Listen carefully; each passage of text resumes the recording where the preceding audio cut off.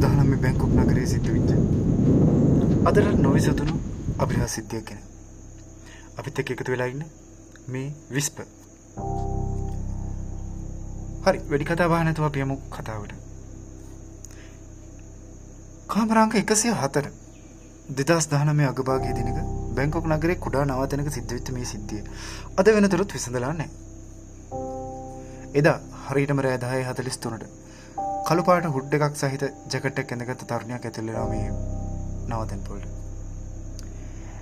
Lobby එකට ආවත් නිතරම පිටිපස්සේ හැරි බලනවා හරියට ඇගේ පිටිපස්සෙන් කවුරුත් පන්නනවා වගේ. ලොබි එකේ නවාතැන් සේවකයා ඇයට දෙන්න ලබා දෙන අංකය කාමර අංක 104. ඇය සෝපානේ නැගලා ඉහළට යනවා.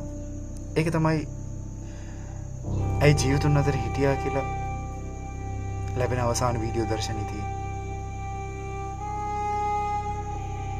රෑ 11:12 කොරඩෝවේ ආරක්ෂක කැමරාවේ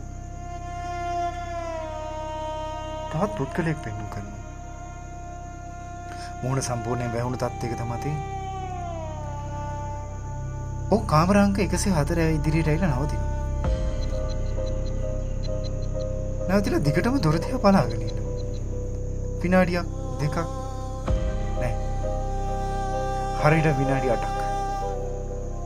ඔහු දොරට තට්ටු කරන්නවත් කතා කරන්නවත් කිසිම මොමන්ට් එකක් නෑ. නිකම්ම දොර දිහා බලාගෙන ඉන්න විතරයි. පුදුමයකට වගේ ඊට පස්සේ දොර ඇරෙනවා. ඔහු එමිට ඇතුළට යනවා. ඊළඟ මිනිත්තු 7 පුරාවටම කැමරාවේ කිසිම චලනයක් නෑ. හරියට ඇතුළේ කිසිම කෙනෙක් නෑ. එහෙම ඉන්නකොට රෑ 11:21ට ආරක්ෂක කැමරාව හදිස්සියේ ක්‍රියාත්මක වෙනවා. තිරේ සම්පූර්ණයෙන් කළු පාට වෙනවා. තප්පර 11කට පස්සේ ආපහු දර්ශන ලැබිලා ආරක්ෂක කැමරාව නිස්පර්ධ ක්‍රියාත්මක වෙන පටන්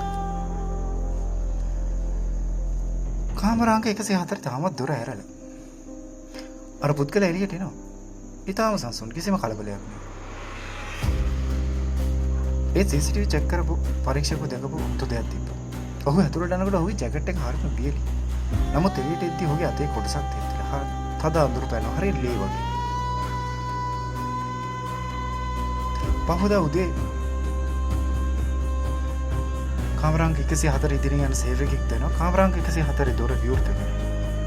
කාමරේ කිසිම කෙනෙක් නමුත් අද පුරාවට ඔහු ඉක්මනින් පොලිසියට ඇඳලා පොලිසිය ඇවිල්ලා කාමරයට ඇතුල් වෙනවා. ජංගම දුරකථනය තාමත් ඇඳමත තියෙනවා. සපත්තු දෙක දොරගා පිළිවෙලට තියෙනවා. කාමරය ඇතුලේ හැමතැනම ලේපෙන. ඒ තරුණිය ගැන කිසිදු සාක්ෂියක් කිසිදු මලසෙවුලක් කිසිදු සලකුණක් නැහැ.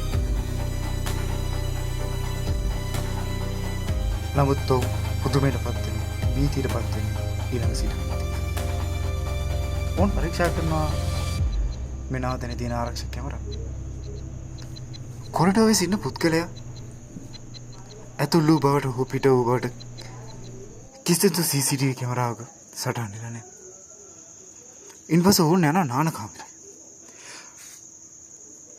නාන කාමරය චෙක් කරනකොට දකින්න ලැබෙන්නේ නාන කාමරේ කණ්ණාඩියේ ඇඟිලි වලින් ලියලා තියෙන මෙන්න මේ වගේ සටහන. සමා වෙන්න. ඔහු මට කලින් මෙතන හිටියා. අදටත් කාමරාංක 104 කියන්නේ විසඳා නැති අභිරහස. අන්තර්ජාලයේ අපරාධ කතා සාකච්ඡා කරන මේ CCTV කැමරා දර්ශන අතිශය සූක්ෂම නිරීක්ෂණය කරන ලද නිරීක්ෂකයන් කියන්නේ රෑ 11:20යි තප්පර 47 දර්ශනය නවත්තලා බැලුවොත් ඔබට කාමරය ඇතුලෙන් තවත් මූණක් පේනවා.